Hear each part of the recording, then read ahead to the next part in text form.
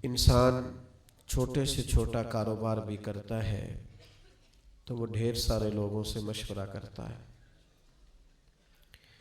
وہ غور و فکر کرتا ہے کہ میں جو کام شروع کرنے جا رہا ہوں آیا یہ فائدہ مند رہے گا یا میں ترقی کی منازل طے نہیں کر سکوں گا. بہت سارے لوگوں سے مشاورت کے بعد وہ کام کو شروع کرتا ہے اور پھر اس سارے کام کے لیے جتنے لوازمات جتنی ضروریات چاہیے ہوتی ہیں وہ ساری پوری کرتا ہے. پھر اس کی ساری ضروریات اور شرائط اور تقاضے پورے کرنے کے بعد وہ دیکھتا ہے کہ میرے کام میں مجھے فائدہ ہوا ہے یا خسارہ ہوا ہے. عزیز دوستو، جس طرح دنیا کے کام انسان مشوروں سے کرتے ہیں، پھر شرائط پوری کرتے ہیں، پھر اس کے بعد اس کا سالانہ حساب کرتے ہیں، نیک اعمال کے بارے میں بھی ہمیں اسی طرح توجہ کرنی چاہیے کہ جب کوئی نیک عمل کریں تو پہلے غور کریں کہ جو میں کرنے جا رہا ہوں کیا میرا دین اس عمل کی پوری تائید کرتا ہے؟ کیا یہ عمل سنت اور شریعت کے مطابق ہے؟ اگر محسوس کریں کہ آپ اس کے شرعی تقاضوں سے آگاہ نہیں ہیں تو جو لوگ جانتے ہیں فَاسْأَلُوا أَهْلَ الذِّكْرِ إِن كُنتُمْ لَا تَعْلَمُونَ، پھر ان سے پوچھ لو جو علم رکھتے ہیں اگر تمہیں علم نہیں ہے. پوری ضروریات کے ساتھ مشاورت کے ساتھ کام کو نیک عمل کو شروع کیا جائے، پھر اس کے سارے تقاضے پورے کیے جائیں، اور پھر تقاضے پورے کرنے کے بعد عمل کرنے کے بعد محنت کرنے کے بعد ایک تڑپ ہونی چاہیے دل میں. وہ تڑپ یہ ہونی چاہیے کہ میرا مالک اسے قبول بھی فرما لے. ایک ہوتی ہے قابلیت اور ایک ہوتی ہے قبولیت. بعض لوگوں کے پاس قابلیت تو ہوتی ہے پر ان کی قبولیت نہیں ہوتی. جو قبول ہو جائے اور جس کو قبولیت نصیب ہو جائے، اصل اسی شخص کا عمل اسے نفع دیتا ہے. اللہ کریم کے دو پاک نبی بیت اللہ شریف کی بنیادیں اٹھا رہے تھے، بلند کر رہے تھے. وَإِذْ يَرْفَعُ إِبْرَاهِيمُ الْقَوَاعِدَ مِنَ الْبَيْتِ وَإِسْمَاعِيلُ، جب اٹھاتے تھے ابراہیم علیہ السلام اس گھر کی بنیادیں، اور ان کے ساتھ اسماعیل علیہ السلام بھی تھے. دو نبی ہیں، پیغمبر ہیں، اللہ کی توفیق سے اللہ کا گھر بنا رہے ہیں، مشقت کر رہے ہیں، محنت کر رہے ہیں، کوشش کر رہے ہیں، بیت اللہ کی تعمیر کر رہے ہیں. تو رب کہتا ہے پتہ ہے وہ مجھ سے کہتے کیا تھے؟ میرا ہی گھر بنا رہے ہیں، پر مجھ سے کہتے تھے ربنا تقبل منا، یا اللہ یہ خدمت ہم سے قبول فرما لینا، یہ قبول کر لینا. قبولیت بڑی نعمت ہے. کچھ لوگوں کے پاس قابلیت بڑی ہوتی ہے پر ان کی قبولیت.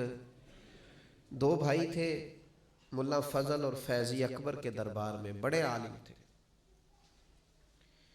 قرآن مجید کی تفسیر لکھی ہے اور ایسے لفظ کوئی استعمال نہیں کیے جن پر کوئی نقطہ آئے، بے نقطہ تفسیر. بڑے بھائی کا حافظہ اتنا مضبوط تھا کہ وہ کسی چیز کو ایک دفعہ سنتا تھا تو یاد کر لیتا تھا. چھوٹے بھائی کا حافظہ اس طرح کا تھا کہ وہ 2 دفعہ سنتا تھا تو یاد کر لیتا تھا. ایک شخص اپنا قصیدہ شاعری بادشاہ کے لیے لکھ کے لایا تو اس نے جب دربار میں سنایا تو بڑا کہنے لگا بادشاہ یہ تو شعر ہی میرے ہیں. اس نے کہا آپ کے کیسے ہیں؟ کہا میں سناؤں؟ تو آپ نے ابھی اشعار سنے ہیں، ایک دفعہ سن کے یاد نہیں ہوتے. کوئی بندہ دعویٰ نہیں کر سکتا کہ مجھے یاد ہو گئے، لیکن وہ بڑے بھائی کے چونکہ اس کا حافظہ اتنا زیادہ تھا، اس نے ایک دفعہ سنے اور اس نے سنا دیے. تو اب بادشاہ کو یقین ہو گیا یار حد ہو گئی، یہ تو نہیں نہ ہو سکتا کہ اس کو اس نے سنا دیے. تو چھوٹے والا کہنے لگا بادشاہ سلامت یہ واقعی میرے بھائی کے شعر ہیں، یہ تو مجھے بھی آتے ہیں، کیونکہ وہ 2 دفعہ سن کے یاد کر لیتا تھا نا. بڑے ایک دفعہ شاعر سے سنا، ایک دفعہ بڑے بھائی سے سنا، 2 دفعہ سننے پہ یاد ہو گیا. جب اس نے بھی سنا دیے تو بیچارے شاعر کو سزا مل گئی اور ان دونوں کو انعام مل گیا. بلا کا حافظہ، بلا کے قابل، کمال ڈگریاں، کمال باتیں، کمال علم و فن، لیکن ان کی قبولیت نہیں تھی. بادشاہ کے ناجائز کاموں میں بھی اس کو سپورٹ کرتے، فتوے دیتے. اور بادشاہ کو گمراہ کرنے میں انہوں نے بڑا کردار ادا کیا۔ اسی دور میں ایک مرد قلندر کو اللہ نے قبولیت عطا فرمائی، جن کو شیخ احمد فاروقی مجدد الفسانی کہا جاتا ہے۔ انہوں نے دین کی تبلیغ کی، کام کیا، خدمت کی، ان کی خدمت قبول ہوئی۔ مجدد صاحب کی کتاب مکتوبات جو انہوں نے خطوط لکھے تھے دنیا میں پڑھی جاتی ہے، اس سے لوگ فیض پاتے۔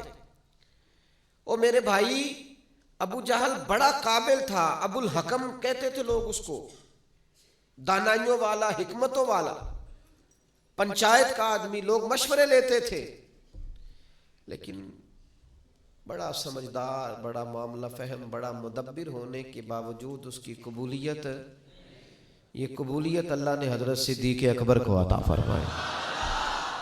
ساری زندگی ہم نے قابل بننے پہ لگا دی، قبول ہونے پر توجہ ہی نہیں کی۔ قابلیت بھی پیدا کرے لیکن قیمتی جوڑا ہو اور محنت سے، شوق سے خریدا ہو، رنگ بھی پسند ہو، کپڑا بھی بڑا بہترین ہو، درزی کو دیا بھی جائے، لیکن اگر وہ درزی بھی کئی راتوں کا بیدار ہے، آنکھیں اس کی باہر آ گئی ہیں، اس نے سی کر کے دیا ہے، لیکن اگر تو اس کی تعریف ہو جائے تو پھر تو وہ خوش ہو جاتا ہے کہ بھئی کہتے ہیں کیا بات ہے جناب کی مہربانی، آپ نے کمال کر دی، تو مطمئن ہو گیا۔ لیکن اگر کسی نے کہہ دیا کہ یار تو نے تو حد کر دی ہے، یہ تو ناپ ہی پورا نہیں، ماپ ہی سارا غلط ہو گیا، تو مجھے بتائیے وہ ساری محنت فائدہ مند ہوئی کہ رائے گاں گئی؟ جو قبول ہو جاتے ہیں نا، اصل بات ان کی ہے، قبولیت اصل چیز ہے۔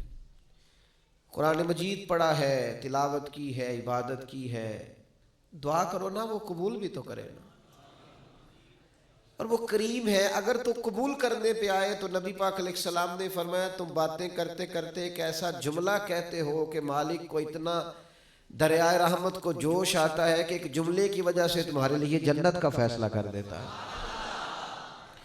جب تک اللہ کے حضور قبولیت کی انسان کے لیے نعمت میسر نہیں آتی، وہ اپنے تئیں جتنا مرضی عابد، زاہد، پارسا، نیک، سخی، صوفی، درویش، عالم، مفتی، پیر بن کے بیٹھا رہے، جب تک قبولیت نہیں، جب تک اس کے حضور، اللہ کے نبی کہتے ہیں، اللہ کا گھر بنا کے کہتے ہیں ربنا تقبل منا، یا اللہ مہربانی کاری سے قبول۔ بھائیو قبولیت بڑی ضروری ہے۔ عید والا دن تھا،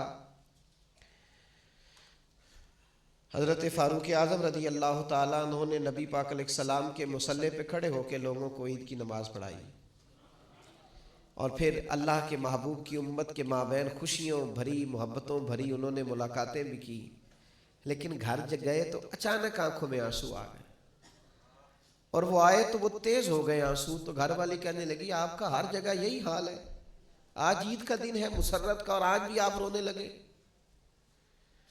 آپ فرمانے لگے تو ٹھیک کہتی ہے، مجھے بھی اندازہ ہے کہ آج خوشی کا دن ہے، عید الفطر ہے، روزے گئے ہیں تو رونا نہیں چاہیے، خوشی کرنی چاہیے، تو کہا پھر آپ کیوں رو رہے ہیں؟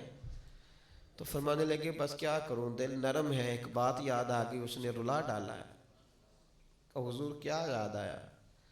فرمانے لگے میرے دل میں خیال آیا ہے عید تو اس کی ہے نا جو قبول ہو گیا ہے، جس کے روزے قبول ہو گئے، جس کی نمازیں قبول ہو گئیں، جس کی تراویح قبول ہو گئی، جس کا اعتکاف قبول ہو گیا، جس کی بیت اللہ کی حاضری قبول ہو گئی، جس کی روضہ رسول کی حاضری قبول ہو گئی، جو قبول ہو گئی، عید تو اس کی ہے، لیکن جس نے سارا کچھ کیا ہے پر قبول نہیں ہوا، تو اس کو پھر میری طرح رونا ہی چاہیے، اس کے لیے رونا ہی تو ہے۔ او یارو اگر وہ کرے قبول تو بڑا کریم ہے، ورنہ حال یہ ہے کہ فویل للمصلین، کچھ نمازیوں کے لیے بھی بربادی ہے، کچھ قاریوں کے لیے بھی بربادی ہے، کچھ ایسے صاحبان علم بھی ہوں گے جو صبح قیامت معاذ اللہ ثم معاذ اللہ، حضرت ابو ہریرہ فرماتے ہیں سب سے پہلا حساب ہی قاری کا، سخی کا اور شہید کا ہوگا، اور ان کی اپنی تصنع، ریاکاری اور دکھلاوے کی نیتوں کی بنیاد پر ان کے اعمال دھتکار دیے جائیں۔ دعا کرو اس کے حضور قبولیت ہو جائے، اگر تو وہ کر لے قبول ہو جائے مہربانی. تو حضرت صدیق اکبر جا کے حضرت بلال حبشی کو خریدنے کے لیے کھڑے ہیں. کہتے ہیں میرا گورے رنگ والا غلام رکھ لے, یہ کالا حبشی غلام مجھے دے دے. تو وہ حضرت بلال جس کے غلام تھے وہ کہنے لگا اگر میں ساتھ پیسے بھی مانگوں تو کہا جتنے تو کہے, پیسے بھی دوں گا, پڑھا لکھا خوبصورت غلام بھی دوں گا, پر یہ حبشی نسل سیدنا بلال مجھے دے دے. تو وہ شخص کہنے لگا ابو بکر سیانے تاجر ہو, زندگی تجارت میں گزری ہے, کیسا سودا کر رہے. تو حضرت صدیق رو پڑے, کہنے لگے تمہیں اس حبشی کی شان کا نہیں نہ پتا, یہ قبول ہو گیا ہے.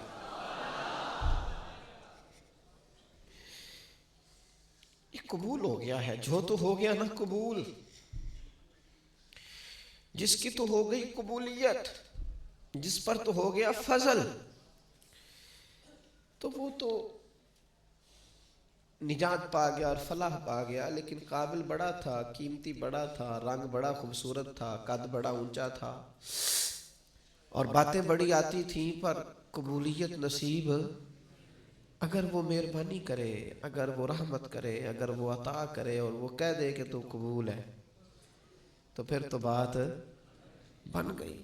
دیکھو نا یہ قبول ہوئے. صحابہ فرماتے ہیں ایک شخص زرہ پہنے حضور کی بارگاہ میں آیا کہ یا رسول اللہ پہلے جہاد کروں کہ پہلے کلمہ پڑھوں. تو نبی پاک نے فرمایا تو پہلے کلمہ پڑھ پھر جہاد کر. نے کلمہ پڑھا, جہاد کیا, شہید ہو گئے, حضور اس کے سرانے کھڑے ہیں. دیکھو قبول ہو گیا ہے. یہ دیکھو سرانے حضور کھڑے, ابھی آیا تھوڑی دیر پہلے, تھوڑی دیر پہلے, تھوڑی دیر پہلے ابھی آیا. تھوڑی دیر ہوئی ایک آیا کالیاں زلفاں والا, ایویں دو کڑیاں میرے من وچ رکیا تے کر گیا نور اجالا. حضور سرانے کھڑے ہیں اور مسکرا مسکرا کے فرما رہے ہیں دیکھو عمل تھوڑا کیا ہے اور اجر زیادہ لے گیا ہے.